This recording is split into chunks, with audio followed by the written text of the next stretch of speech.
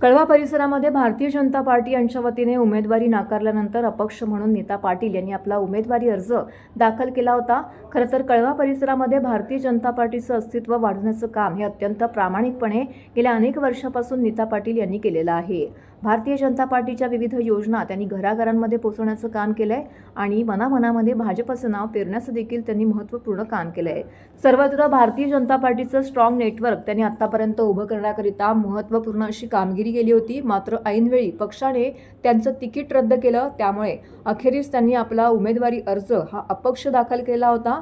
नागरिकांची सेवा करण्याची इच्छा मनामध्ये ठेवून त्यांनी आजपर्यंत भाजपचं कार्य केलं होतं आणि यापुढे देखील नागरिकांची सेवा करायची होती, म्हणून त्यांनी आपला उमेदवारी अर्ज अपक्ष म्हणून दाखल केला होता। मात्र पक्षाने उमेदवारी नाकारल्यानंतर कुठेतरी त्यांना वाईट वाटलं होतं। मात्र भाजपचे कार्य मनापासून केलं आहे, शिवाय पक्षाने दिलेला निर्णय मला मान्य आहे असं सांगत त्यांनी आपला उमेदवारी अर्ज मागे घेतल्याचं त्यांनी यावेळी प्रसारमाध्यमांशी बोलताना सांगितलंय। त्याचबरोबर येणाऱ्या काळामध्ये महायुतीच्या उमेदवारांचा आपण मनापासून प्रचार देखील करू असं देखील त्यांनी यावेळी म्हटलंय। हो, मी जेव्हा उमेदवारी नाकारलेली होती त्याच्यानंतर मी माझे जे कार्यकर्ते होते आणि माझे जे जनता आतापर्यंत जी मला त्यांनी साथ दिलेली आहे, नागरिकांनी प्रत्येक जण येऊन मला भेटत होते, प्रत्येक माझा कार्यकर्ता येऊन भेटत होता की नाही ताई, आपल्याला उमेदवारी लढवायचीच आहे आणि तुम्ही अपक्ष लढा, आम्ही तुमच्या सोबत आहोत। म्हणून मी अपक्ष फॉर्म भरला होता, पण त्याच्यानंतर मी माघार घेतली, कारण मी कुठेतरी मला असं ती एक खंत वाटत होती मनात की मी कुठेतरी पक्षाशी बंडखोरी करून या सगळ्या गोष्टी करत आहे। कारण भाजपामध्ये मी आज इतकी वर्ष काम केलेलं आहे आणि भाजपा एक पक्ष असा आहे की तिथे संयम आणि पक्षनिष्ठा ही जास्त बघितली जाते आणि ते कसं असतं ना की आपल्या नसानसात ती गोष्ट आता 12-15 वर्षापर्यंत ती गोष्ट नसानसात पूर्ण घुसलेली आहे आणि त्याच्यामुळे मी माझ्या त्यांना समजावलं की एखादी निवडणूक म्हणून आपण काही हारत नाही आहोत, निवडणूक नाही लढली म्हणून आपण आपलं काम आहे ते अजून जोमाने अशाच प्रकारे पुढे करत राहू, म्हणून हा सगळा विचार करून मी माझा अर्ज मागे घेतलेला आहे। हो, बरोबर आहे, पण शेवटी तो आता पक्षाचा निर्णय आहे आणि तो आम्ही मान्य केलेला आहे।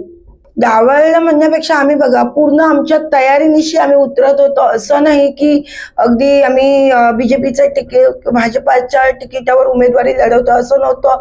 जेव्हा जेव्हा आम्ही आता जे लाडक्या बहिणींचं जेव्हा आम्ही ते राबवले लाडक्या बहिणी योजनेचं, तेव्हा आम्ही जवळजवळ 1,500 महिलांचे फॉर्म भरून घेतले आणि त्यातल्या जवळजवळ 90% महिलांना त्याचा लाडक्या बहिणींचा लाभ मिळाला। त्याच्यानंतर आम्ही जे सदस्य नोंदणी होती त्याच्यामध्ये जवळजवळ आम्ही 1000 सदस्य नोंदणी केले।